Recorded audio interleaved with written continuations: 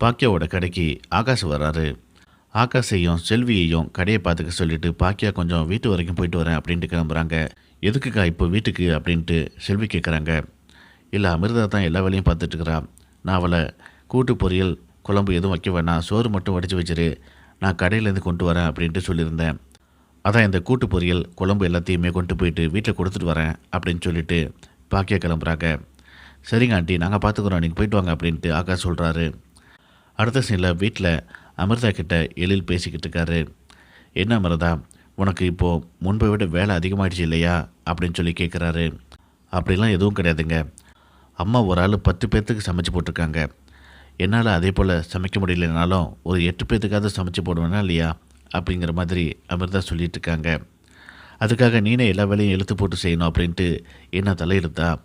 அது மட்டும் இல்லை, மதியம் பாட்டி சாப்பிடும்போது குழம்புல ஒரே உப்பாக இருக்குது அப்படின்ட்டு சரியில்லை, நல்லா இல்லை அப்படிங்கிற மாதிரி கம்ப்ளைண்ட் பண்ணிகிட்டு இருந்தாங்க. அதனால் உனக்கு ரொம்ப கஷ்டமாக இருந்துச்சா அப்படின்னு சொல்லி கேட்குறாரு. ஒருத்தவங்க பாயிண்ட் அவுட் பண்ணி இது சரியில்லை அப்படின்ட்டு பேசும்போது சந்தோஷமாக அவங்க இருக்கோம், கஷ்டமாக தான் இருந்துச்சு அப்படின்ட்டு அமிர்தா சொல்கிறாங்க. இங்கே பாரு அமிர்தா, பாட்டி சொன்னதுக்காக நீ ரொம்ப வருத்தப்படாத. உண்மையிலேயே நீ வச்ச குழம்பு மதியம் ரொம்ப நல்லா இருந்துச்சு அப்படின்ட்டு எழில் சொல்கிறாரு. அந்த நேரம் பின்னாடி பாட்டி வந்து நிற்கிறாங்க. அமிர்தா கண்ணை காட்டுறாங்க. எழில், என்ன நீ சொல்கிற, ஏன் இப்படி கண்ணை காட்டுற, எனக்கு ஒன்றும் புரியல அப்படின்னு சொல்லி சொல்கிறாரு. அவள் தான் சொல்கிறாளடா, பின்னாடி திரும்பிப்பார் அப்படின்னு சொல்லிட்டு, இது கூட உனக்கு புரியலையா அப்படின்ட்டு பாட்டி கேட்குறாங்க. இல்லை பாட்டி, அது வந்து அப்படிங்கிற மாதிரி எழில் சமாளிக்கிறாரு. என்னடா இவ வயசானவ, அவள் பேச்சுக்கெல்லாம் மதிப்பு கொடுக்காத அப்படிங்கிற மாதிரி உன் பொண்டாட்டிக்கிட்ட சொல்லி கொடுக்குறியா அப்படின்ட்டு பாட்டி கேட்குறாங்க. இல்லை பாட்டி, அப்படிலாம் எதுவும் கிடையாது. ஆனால் நீங்கள் மதியம் அவள் வச்ச குழம்பு நல்லா இல்லை அப்படின்னு சொன்னீங்க பார்த்தீங்களா, அதுதான் எனக்கு ஒன்றுமே புரியல. எதுக்காக நீங்கள் அப்படி பேசுனீங்க அப்படின்ட்டு எழில் கேட்குறாரு. ஆமாண்டா, உண்மையிலேயே நல்லா இல்லை, உப்பு நிறையா இருந்துச்சு. நல்லா இல்லை அப்படின்னாக்கா நல்லா இல்லை அப்படின்னு தானே சொல்ல முடியும் அப்படின்ட்டு பாட்டி கேட்குறாங்க.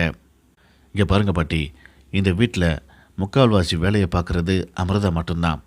அப்படி இருக்கும்போது அவள் செஞ்சது இதில் சரியில்லை அதில் சரியில்லை அப்படின்ட்டு குறை சொல்கிறது எந்த விதத்தில் நியாயம்? எல்லா வேலையும் செய்கிற அமிர்தாவையே நீங்கள் குறை சொல்கிற நீங்கள், இந்த வீட்டில் இன்னொருத்தவங்க எதுவுமே செய்யாமல் சும்மா இருக்காங்க, அவங்கள பற்றி நீங்கள் கண்டுக்கிறதே இல்லையே, என்ன காரணம் அப்படின்ட்டு எழில் கேட்குறாரு. அந்த நேரம் செழியன் மேலே மாடியிலிருந்து கீழே இறங்கி வராரு. இவங்க பேசுகிறத பார்த்துட்டு அப்படியே ஓரமாக நிற்கிறாரு. இதோட எந்த பிரமோ முடியுது?